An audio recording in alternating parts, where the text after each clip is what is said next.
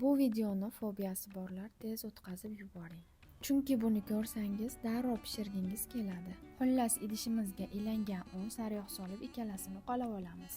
Ketidan esa razrihli til 2 osh qoshiq kraxmal solib aralashtirib olamiz. Ketidan ekranda ko'rsatilgan barcha mahsulotlarni birin-ketinlikda solib, xamir qorib 10 minut tindiramiz. Nachinkasiga yong'oq bilan magizni blenderlab oldim. Tingan xamirlarimizni 11 bo'lakka bo'lib, yana 10 minut tindirib, keyin esa xuddi shunaqangi qilib yoyib, o'rtasiga nachinka solib tugib olamiz. 2 yil oldin xuddi shu shirinligimni YouTube kanalimga tayyorlab ko'rsatganimda naq o'zi ham 11 million prosmotr olgandi. Xuddi shunaqa hamma joyda topiladigan pinsetni olib, xuddi shunaqangi teshikchalar teshib chiqasiz. Teshib olgan xamirlarimizni oralarini xuddi shu ko'rinishda ochamiz. Bu jarayonni bir necha marta takrorlaymiz va shunaqangi ajoyib san'at asari tayyor bo'ladi. Tayyor bo'lgan pechenyelarimizni listga joylab, qizib turgan duxovkamizga jo'natamiz. Pishib chiqqandan so'ng shunaqangi siropga botirib, bemalol dasturxonga tortsanglar bo'ladi.